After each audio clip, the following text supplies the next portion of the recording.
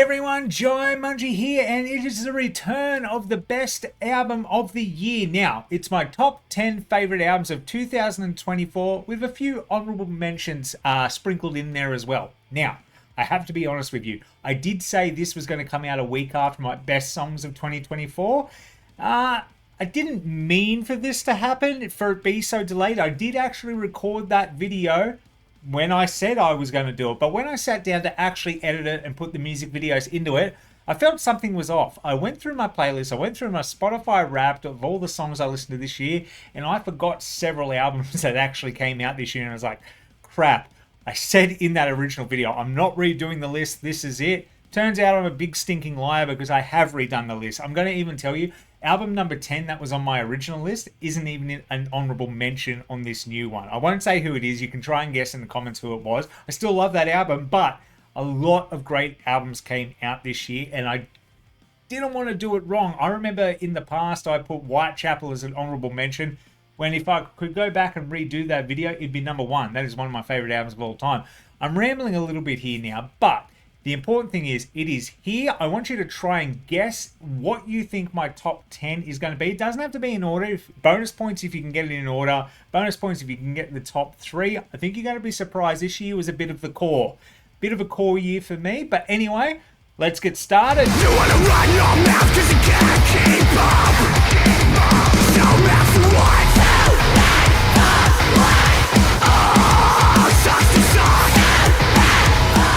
That's right, I said let's get started instead of let's get to it. But coming in at number 10 is Aalwolf. Now, Australian boys, gotta love having some local flavour in there. This band is absolutely incredible. It took me a while to get into them. I've seen them live twice this year now. I even interviewed Sabian, the guitarist. He's the one that kind of wears the face mask and he's got the half two-toned hair. Amazing band. Regardless of me interviewing him, just an amazing band with a lot of live energy. And there's a reason I put this one in here. I just played Suck to Suck because I think that's the kind of party anthem, but it's this one right here. You can break down if you want to. You can stay inside if you need to. That chorus, man, that kind of resonates with a lot of stuff I went through this year. There were some struggles, there were some downs. I lost my job earlier this year. Don't worry, I'm working again. A lot of struggles went this year, a lot of uncertainty. We weren't sure if we were going to get our mortgage. We did, so everything has come on the up and up, but there's been major downfalls. Lost my grandmother last week, like, rest her soul. But this really stood out to me, and it would have been criminal if I didn't include it in my top 10, even at number 10, but I needed to include it if it was just for those two songs alone. But this is a banger of an album, quite a heavy album as well, but I really, really suggest you give it a go. Plus, it kind of... you know, a bit more Aussie flavour out there in the world is never a bad idea. And if the world's on fire, together we will pass the flame. Coming in at number 9, we have Saltatio Mortis. This album was epic. And I mean epic. Just because it's at number 9 does not mean it was bad. I had to cut 30 albums out of this. So if you're in the top 10, you beat a lot of people out. Trust me, I love this album. Dark and Guard, the English version of the title track, by far my favourite. Epic song. Probably their best music video they've ever done. If you haven't checked it out, I did play a little bit of it at the start there. It is amazing. It is an album you kind of need to listen to once. I'm tripping over my own words because I'm a little bit excited to talk about it because not a lot of people know Saltatio Mortis. I know fans of this channel definitely know it because I'm a big fan. Big fan. Anyway, this is an album you should listen to. This is a very different album for what's to come on the rest of this playlist, but it definitely needed to be here, so it deserves number 9. There's something in there. Pulling me down in the deep. Won't you follow me to the edge? Won't you follow me? Alright, coming in at number 8 is Eminence, and this was very hard to put at 8. Like, the next 3 albums all could have swapped, and they probably will swap down the line. The more I listen to this album, the more I like it, and the more my favourite song has become The Black, which is the title track. Brilliant song live as well. If you ever get the chance to see Eminence live, you have to do it. Incredible live act. Seeing Eddie take his violin and just scream into it, and it gives a weird distorted echo that goes throughout the festival ground or the club, wherever you're seeing him at. I was managed to see him 3 times this year, believe it or not, all the way in Australia 3 times, so very lucky. It was just incredible. I was lucky enough to talk to Harold and Eddie about the album as well, and just how much it means to them when they were at Good Things earlier, a couple of weeks ago now, actually. It was just fantastic. Every song on this album is great. This is the album to listen to if you want to get into Eminence. I tried to get into some of their old stuff, and it didn't click with me until I listened to this album first. This is violin core at its best. It's hauntingly beautiful. It's extremely heavy in moments, and it's just nothing else sounds like it. So, The Black by Eminence, check it out. That's why it gets number 8.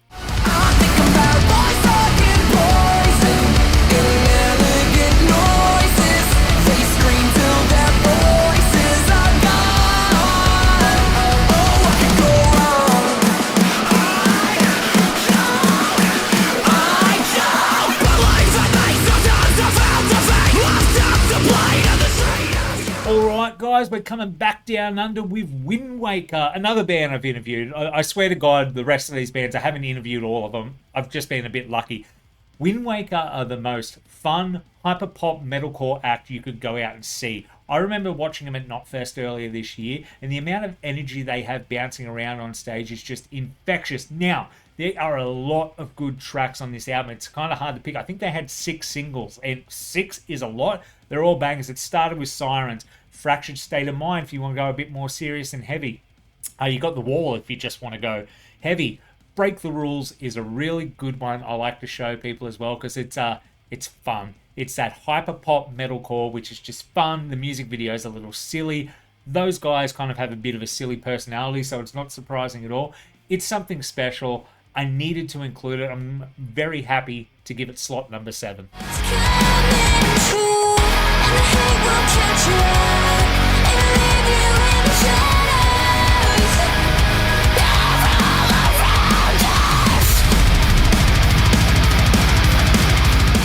Alright guys, now if you asked me 6 months ago if I was going to include Poppy in my list, I would have gone, oh, the girl from the Bad Omen song. I didn't know any other Poppy songs. Then the album started rolling out singles, and I was late to the party. That's why there was no reaction videos. My mate's just like, watch it, do a reaction. And I was like, yeah. And then it accidentally came up on YouTube on the TV. I was like, oh, okay, all right, okay.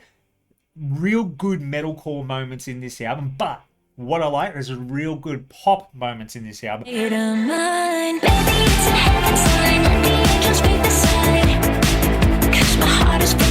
don't listen to a lot of pop music unless it's like, I'm going back to the 80s or 90s for that nostalgia feel.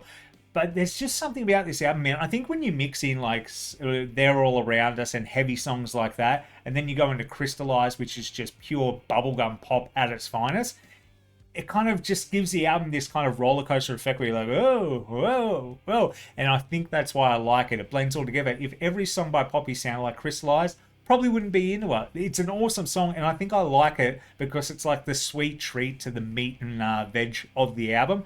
It's really special. It's well produced. It is really well produced. Her voice sounds incredible on it, whether she's singing, she's screaming, or she's giving out a good old bleh. I can't do a bleh to save my life, but anyway, very good album. I highly recommend checking it out at least once. If you want some songs, I go, They're All Around Us. I'm forgetting the name of the songs now. Crystallize, if you want to hear that really poppy one. Push Goes, another kind of good pop rock song as well. And there's another one, which is my favorite off the album, but it's escaping me right now. The Cost of Giving Up, that one. Check out those songs if you're unsure about it. If you don't like it after that, well, I can't help you. But anyway, I'm glad to give Poppy slot 6.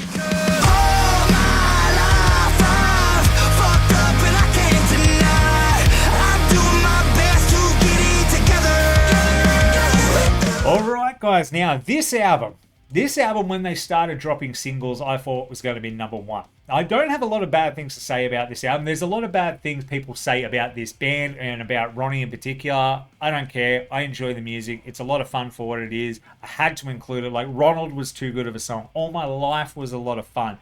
But what kind of hurts this album a little bit for me is these songs have been coming out since 2020. Like, this almost feels like a compilation greatest hits album, which I never include in these type of things. It's why Feuerschwanz's album will not be appearing, because it was just re-recordings of their English songs.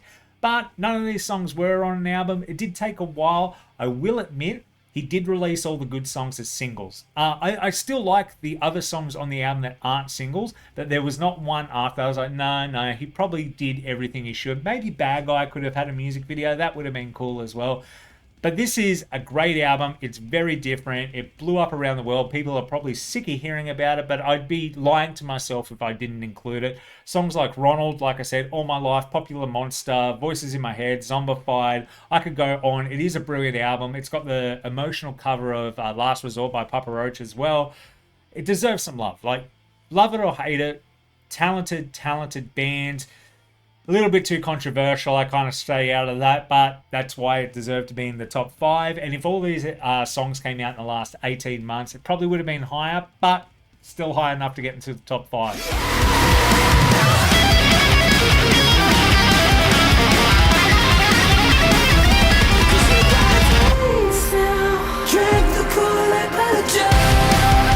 All right, and another band that I grew to love this band. I hated Bring Me the Horizon when they first came out. And I mean hated. It wasn't because I didn't like the music so much. I just hated the people that liked listening to Bring Me the Horizon. And I'm talking back in the day, like the first 2 albums. It wasn't until Sepulturnal came out and I was like, I don't know, there's a lot of talent in this band. This band's cool. And like I said at the beginning of the video, this is a very core heavy playlist. Sorry, it just happened to work out this year. But this album is unreal. Start to finish. Even once the album came out, I could have gone, that could have been a single. That could have been a single. And a few of them did become singles. But Bring Me the Horizon, I think, are in their element. I know a lot of people go, oh, I want them to be deathcore again, or go back to what they were. I think they always kind of wanted to be that heaviness they were, but like with a Linkin Park flair. I know Ollie always said Linkin Park was his favourite band, and it shows. The music over the time has shown he's wanted to be able to sing, because you can scream, you can growl, you can do all that, but the challenging thing is singing, because staying in key live is a bitch. I would know. I've lost my voice a couple of times live. It's never a lot of fun.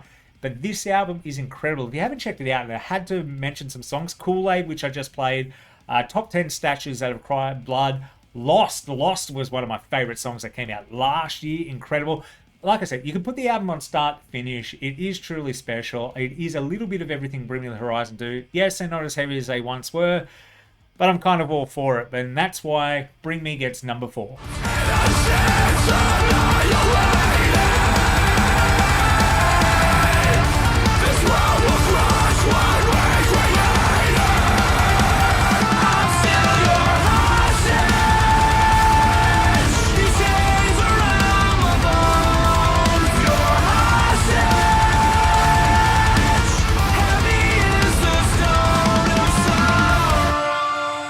Guys, I only discovered Fit for an Autopsy in January of this year. In fact, my Spotify Wrapped told me the first song I ever listened to by Fit for an Autopsy, which was my number 1 song on Wrapped, played 144 times, mind you, was Far From Heaven. Now, that's not on this album, but that led me down the Fit for an Autopsy path. Then I got into Two Towers, The Sea of Tragic Beasts, all songs like that, In Shadows, and I fell in love with this band. And I wanted to review this album. When I heard the first single, Hostage, I just knew it was going to be something special. I went around to all the PR labels and everything going, do you have the album? Do you have the album? I need to review it. I wanted to hear it before it came out. And lucky stars, I got it about 3 weeks before it came out. There's a review up on Metal on Tap, my website. I love this album. It is near perfect in every way. It doesn't have a song that is as good as Far From Heaven, but saying that, I'd put Far From Heaven these days in my top 20 songs of all time. I love that song. But Red Horizon off this album was amazing. Hostage was amazing. I could go on and on about this album, to be honest with you, but they're 2 very different songs that are on this album. They're heavy in their own way. They've got the clean singing. It's deathcore with a bit of a prog vibe, with some clean vocals, and the lyrics, man. The lyrics are dark, they're bleak. It's like dystopian future and war. I love it. It's a bit of a look at, hey, if we don't stop what we're doing, this is what the world's going to become type of element to it. I don't know if that's exactly what they meant to get across, but it's what I got, and I am very, very happy to include Fit for an Autopsy in my top 3. Alright, ladies and gentlemen, before we continue, I'm going to do some honourable mentions. Now, my wife told me I had to stop at a certain number. I'm not going to say what that number was, but I was kind of like, yeah, you're right. Otherwise, this video could have been a top 30 albums, which I was considering, but that would make this go for too long. So enjoy my honourable mentions. Watch me walk away, I'm taking everything you want. You wanted me to stay, I wanted you to let me know. I don't wanna dance with the dead alone, and be just another ghost on the radio. On the first day, Odin created rock. Some may call me crazy, they know nothing at all. Cause I'm a heavy metal Viking and I'm on a roll. See it rolling in my limo jumbo out of control. I got a heavy metal Viking soul. No mercy from the avenging flood. Comes in the rest, unleashing blood for blood. So what's the getaway? Want to run away from everything that we love. Safe from facing our carry. Forgive we fear to die. Can't be you, it's everybody else. Abandoned ghost of me.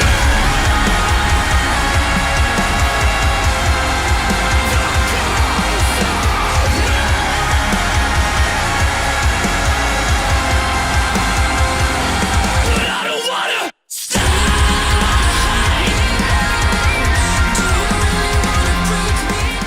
Alright, guys, and coming in at number 2 is another Aussie band. I can't believe 3 Aussies made the list this year. I'm actually very proud. Go Team Australia. Make Them Suffer. This album is incredible. Now, this has been a long time coming. Doom Switch came out about 2 years ago, I think, at this point. But it made sense. Alex had only just joined the band. They needed something to tour with. And I think Doom Switch is kind of what turned or shifted Make Them Suffer into this final form. And they kind of refound their sound. It's kind of got these sci-fi elements to it. You got a lot of boops and like breakdowns and just heavy synth layers in the guitar mix, which makes everything a little bit heavy. Alex's clean vocals and screams. Don't get me wrong, Alex, she's an amazing screamer as well. A fantastic live stage presence. Pleasure again of seeing him a couple of times this year. Sean's vocals really add to it. Nick's guitar work is fantastic. The band is solid. I think they've finally found exactly what Make Them Suffer's sound is, and it showcases on this album. You can't go wrong. Ghost of Me, Doom Switch, Man of God, Small Town Syndrome, which was the lyric video they released on the album day, is amazing. Oscillator. Oscillator was my favorite song by them that came out this year. Although I'd say maybe Ghost of Me is my favorite on the album. Maybe Doom Switch. I'm not sure. Incredible album. Like I said, very metalcore, but in a different way. I'd like you guys to check it out. I've done a few reaction videos. I don't always get the best numbers in the world, but I don't do it for the numbers. I do it for the love, and I love sharing my love of Make Them Suffer, and I hope you guys love it as well. But moving on to number 1, drum roll. I was going to start bashing on the desk, but I realized there's a mic there and everything's going to shake. I'm going to drop it off. But number 1 is...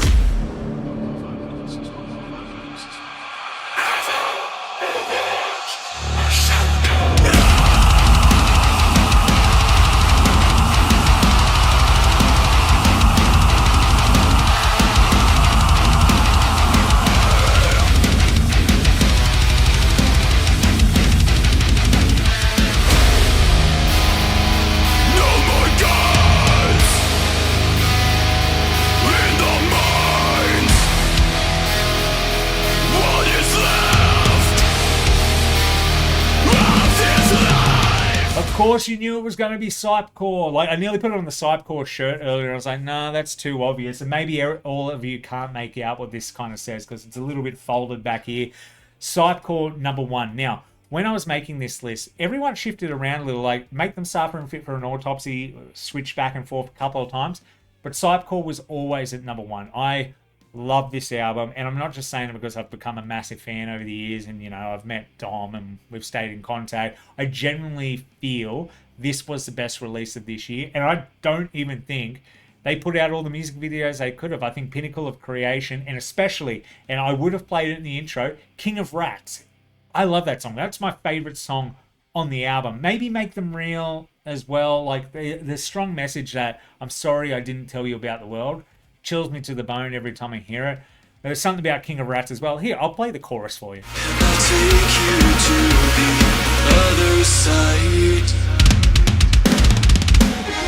Your name, bow before me. I am the king of the rats. See, a bit boppy on that one. I wish there was a music video to it. Cypcore guys, if any of you are watching this, maybe at one of your live shows, do some like guerrilla filming and that, and put out a live video. I don't know. I just want to see King of Rats as a single so I can react to a video coming out to it, because I love that song. But Cypcore, a definite number one for me. No shadow of a doubt. Like, they were never going to be second place. They were never going to be first place. I said first place. Third place. They were definitely going to be first place. But I loved it. And this is an album I recommend start to finish, and the finish is interesting. And that's why I say that. Listen to it all the way through, and then the last track called Outro, you're going to go, that's an interesting way to end this album.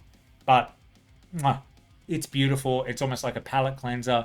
I really enjoyed it. But guys, thank you so much for joining me today. Like I said, there's a lot of bands that I didn't include. In fact, I will admit it, the album that was number 10 that didn't even make it to an honorable mention was Dark Tranquillity. I love that album as well. I love Dark Tranquillity's album. It's got some great songs on it, but I don't know, these ones just hit me a little bit hard this year, especially the honorable mentions, man. Like Alien Ant Farm. Wasn't expecting that to be in my top 10 albums, or like even close to it, but they came out with banger after banger for that album. Void of Vision, another Aussie band, fantastic. I can't believe they're calling it a day in a couple of months. Like, they only just put out the album, and then they said, yeah, this is our farewell tour. Hopefully they act like every other band in the world and they're back in a couple of years, but it's going to be sad to see them go in the meantime. Unleash the Archers, Unreal as well, Brothers of Metal, of course. And As I Lay Dying, I really liked that album a lot, and I really liked The Cave We Fear to Enter. By far was my favourite song off that album. It's a shame about all the controversy there, but I'm not going to get into it because I don't really want to at all. In fact, I've kind of been avoiding it a bit as well. But it's going to be interesting, the stuff that comes out about that. But fantastic album. If that's the last album they do, what a way to go out. Anyway, guys, I hope you enjoyed that. Tell me what I missed down below, because generally, if you guys go, oh, why wasn't this album included? It's because I'm like, I don't know who that band is. I'll give it a listen. And trust me, after you've gone through this list and you're like, wow, you like all that stuff and you didn't include Blah Blah's album? Tell me who Blah Blah is in the comments. I'll go check it out. Maybe I'll come back and go, hey, here's the top 10 albums I missed out of in 2024. That could be a cool video. In fact, definitely do that. Let's stick with that idea. Suggest down below albums you think I will like, and I'll do a, hey, I've already done my top 10 albums, but here's 10 albums I missed that I really enjoy now. So suggest away. I hope you all enjoyed it. It is back. The Good Things vlog is coming. I just filmed way more footage than what I thought I did, and I need to fix up the sound on a couple, because a couple of days it was raining like all buggery, and yeah, but that will be coming out. I'll try and get it out by New Year. Maybe I'll release it on New Year's Day or New Year's Eve. We'll do something. But anyway, guys, once again, it is back. I'll make sure to do this for every year from now on, and I'm going to stop talking now because I'm starting to go da, da, da, da, da, da, da. Love you guys. I hope you have a Merry Christmas if I don't have a reaction video out by then. But yeah, no, I'll have another reaction video out by then. I don't know what. I hope something cool comes out soon. And new music's always out on Friday. Fingers crossed. More interviews coming up. I got Atreyu's Brendan Solar, singer of Atreyu. That album's coming. Interview is coming out soon. And Jesse Lynch from Killswitch Engage talks to me about the new album. So keep an eye out for that. But until then, I've been Jaimunji. And you all have a bloody good one.